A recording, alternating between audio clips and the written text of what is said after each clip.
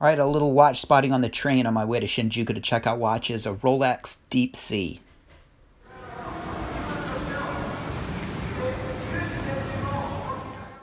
We'll start out with the Explorer 2s. Here's a Polar, Swiss-made dial, holes case, solid inlay bracelet, turn of the Millennium model. Got a couple of black dialed Explorer 2s. Of course, these are 40mm Explorers and are probably some of the best value propositions in regards to the professional steel Rolexes. Prices in red without tax, prices in black with tax. If you come to Japan and you're a tourist, you don't have to pay the tax, so you'll be paying that price in red.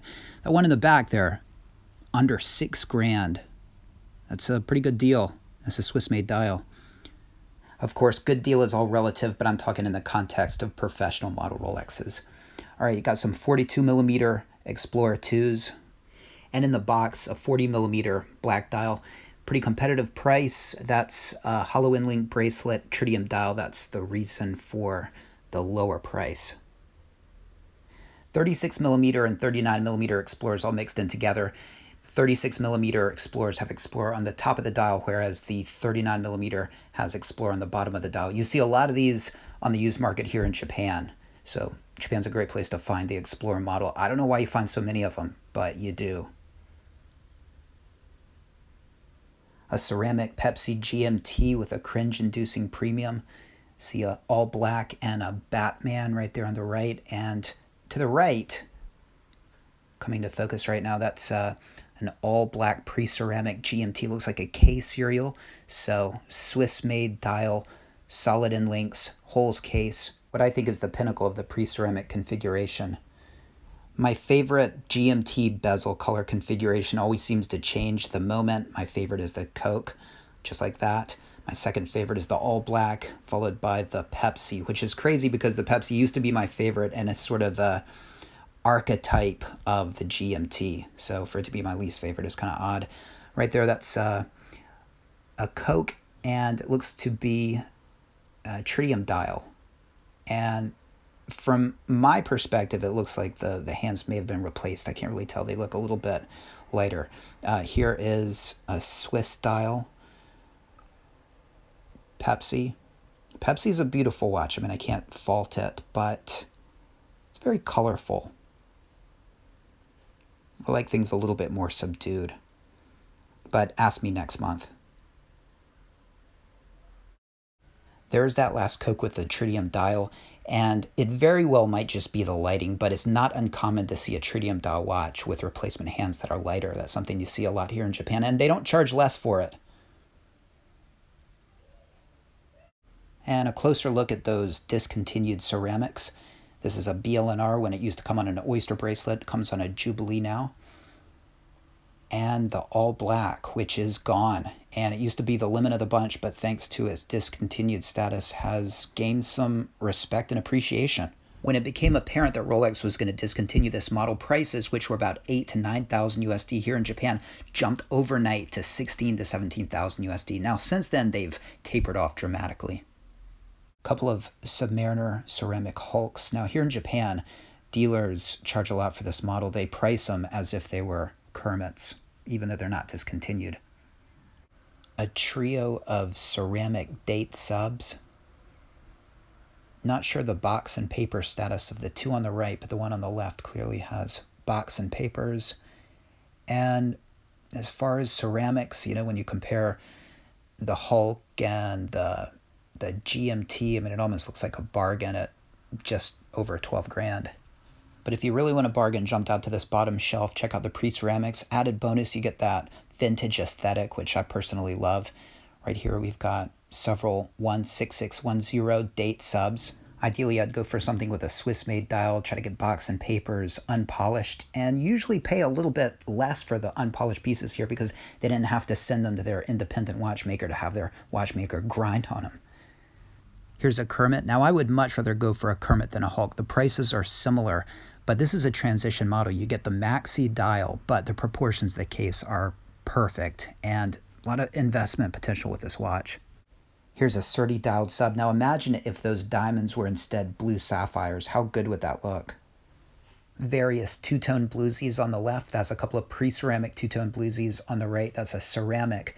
I love the pre-ceramic because the bezel insert has that sunburst look, whereas the ceramic has a sort of a flat look. Two-tone black dialed subs, which are more subdued, almost more tasteful than the bluesy. And this looks to be a ceramic two-tone sub, and that diamond dial, I'm guessing, is probably factory.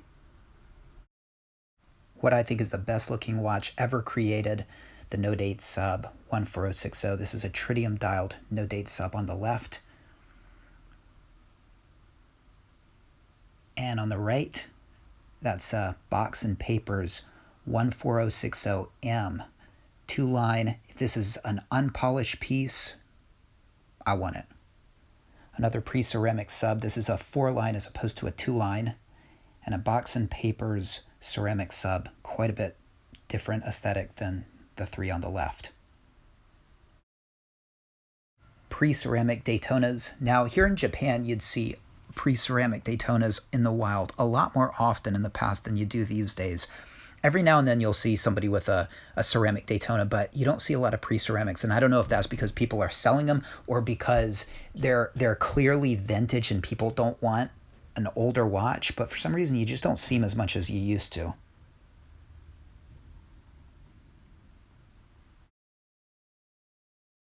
A chronograph, and a pretty good-looking chronograph as far as chronographs go. I love date justs, I love rotating bezels, but when you put them together, I just don't think it makes for an attractive watch. Various date justs on Jubilee bracelets. Just give me a straight fluted bezel, Jubilee braceleted date just, and I think I'm fine. Or an Oyster Perpetual. Some people see them as too conservative, some people see them as too boring, but I think they have that classic everyday usability. All right, let's check out some Omegas. And I speak of value while coming off of Rolex. Omega on the pre-owned market offers a lot of watch for your money. I mean, less than 2,000 USD, and you can get a lot of pieces, a lot of options, a lot of different styles. You're not going to get the household recognition of a Rolex. The pieces might not be as iconic. Yeah, you've got the Moonwatch right there. That's got some heritage and history to it.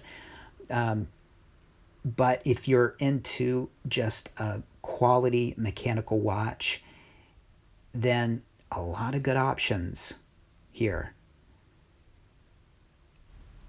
The idea of value is an interesting thing because a piece can offer you a lot of value, a lot of bang for buck, but at the same time, it might not hold its value. So there are two sides to the value coin.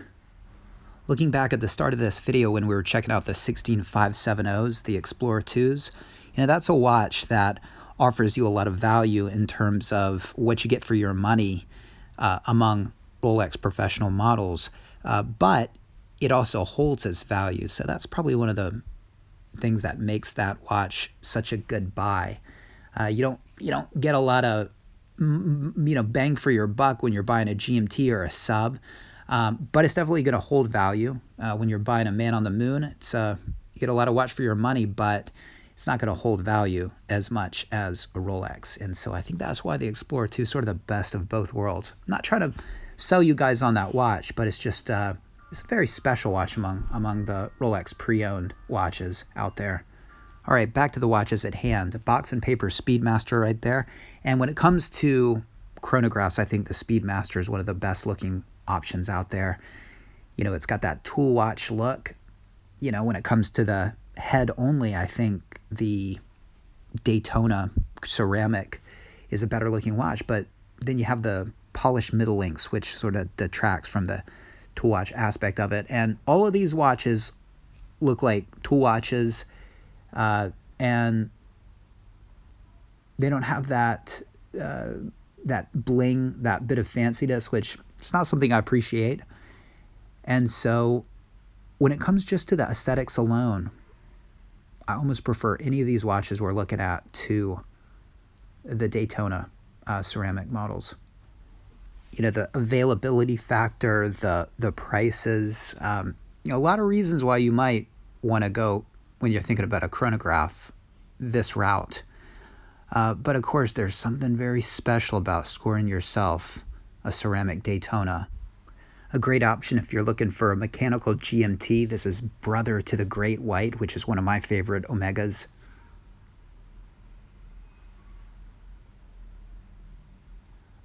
Nice wavy dial, GMT function, rotating bezel, under $2,000. I've considered this watch as a way to cut my teeth on Omega. I've also considered a Great White. I couldn't quite ever find a Great White that was perfect. You know, the box and the papers, perfect condition, unpolished, for the right price. Could never find one, and so that never materialized. I ended up moving on to other considerations. But if Omega was my brand of choice, I'd almost certainly have one of these in the collection. I have a Planet Ocean. Interesting chocolate dial, orange bezel. These are all Planet Oceans.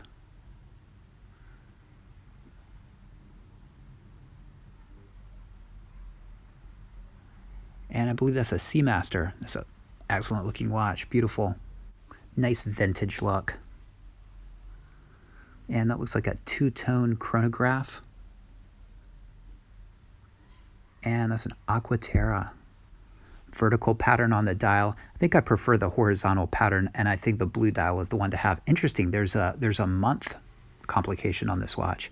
Some more Omega divers with that pretty polarizing helium escape valve. That's one thing I've got to hand to Rolex. They've managed to incorporate a helium escape valve that's not so obtrusive.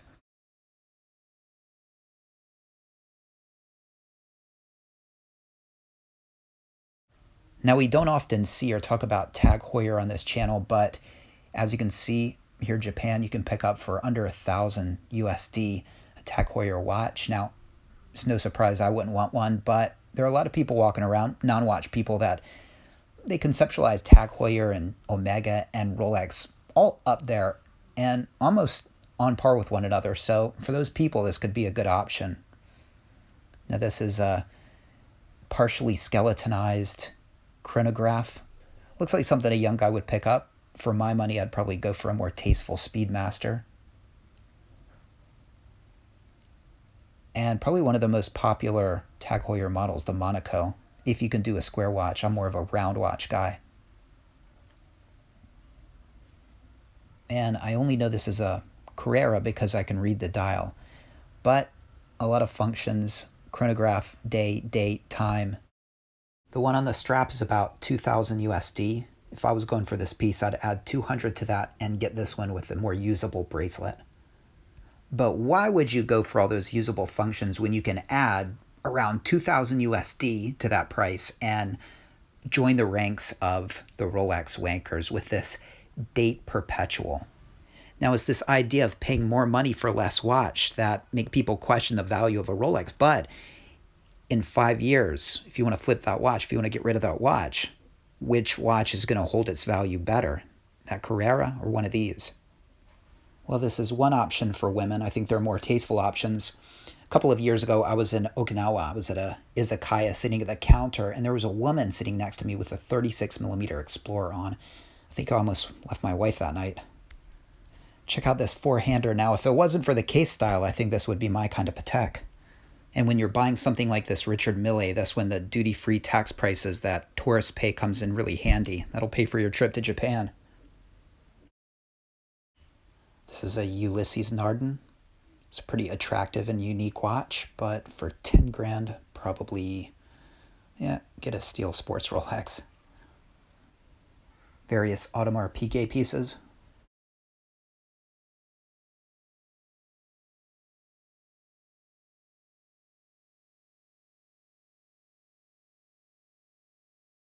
Panerais.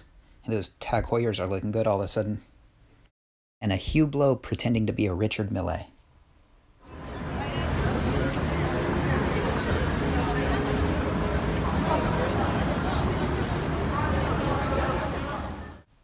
A Rolex with a company logo on the dial. I made a video about that a few weeks back. Check out the bracelet on that watch. Horrible. Chrome Hearts is some company here in Japan, and they defile watches. I got to make a video about them sometime. Box and Papers Batman on the left, an all black, another all black ceramic GMT, pre-ceramic Pepsi, and another pre-ceramic Pepsi on the left. The one all the way to the left looks like a tritium dial. Tritium has patina on it. They actually both have tritium dials. The one in the middle hasn't started to patina yet. Now these are straight GMTs as opposed to GMT-Master 2s. These are 16700s, so the 24-hour hand and the local hour hand are attached, and to use the GMT function you need to use the bezel, as opposed to GMT-Master 2 where you can separate the hour hand and the 24-hour hand and basically use it like an Explorer 2 if you want. A beautiful Patek World Time. What I love about this Patek is it comes on a bracelet, so it makes it much more usable than the leather straps.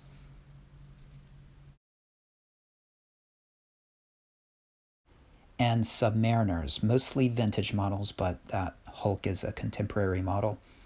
A solid yellow gold Yachtmaster 2 all the way to the right. To the left of that, a solid gold bluesy nipple dial. These are a couple 16800s, well patinaed, and no gold surrounds on the indices give that great vintage look. A good shot of the matte green look of the bezel insert on the Hulk that I think is a weak point. Ceramic date sub. And the tag says 5513 for these two models, but why the hell do they have gold surrounds on the dial? Are these replacement dials?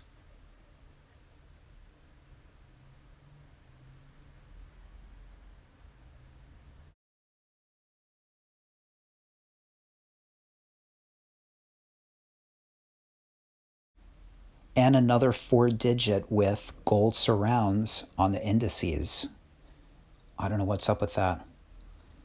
And a pre-ceramic Daytona. And a deep sea in a coffin. Hey, I got a coffin recently. I'll have to make a video about that. And that's the James Cameron Deep Sea that has that very beautiful and unique blue to black gradient dial. It's got deep sea written in light green, which was the color of his submersible. Do we need to start calling that the Victor Vescovo? Yachtmaster on the right, Milgas on the left. Ceramic subs. It's a no date ceramic sub. Two-tone on the right. Date ceramic on the left. And another date ceramic. And a ceramic Daytona white dial. And not a bad price for an unused Box and Papers Daytona. Those usually go minimum for 18,000 USD here, and this is about 20,000. Box and Papers all black ceramic GMT. And the Sky Dweller, I want to say this is a blue dial, black dial. What a premium on that. 42mm Explorer 2 and two-tone Sky Dweller. The all steel one was cheaper.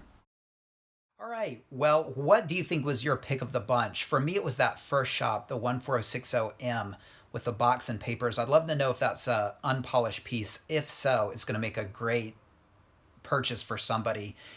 I already have a 14060, but as you know, I'm not above doubling up. I've got a couple of Hydronauts, a couple of GMT-Master 2s. I clearly like what I like. In terms of the second shop, I think the unworn Box and Papers Daytona could be worth looking at. I'd want to make sure it had all the links, and I'd take your loop there and make sure it is indeed unpolished and unworn. What's up with those 5513 dials? That's weird. I mean, it shouldn't have gold surrounds on the indices of those dials. Let me know what you think about that. I'm particularly curious about that. Are we talking replacement dials? If so, don't walk, run. Anyway, let me know what you think. Thanks for watching. And hey, it's Sunday, and you know what Sunday is? Sunday is live stream day, and I'll be on at 10:30 tonight. So check out Sundays 10:30 and join the live stream. I think I might have a guest tonight. Take care. Thanks for watching. See you next time.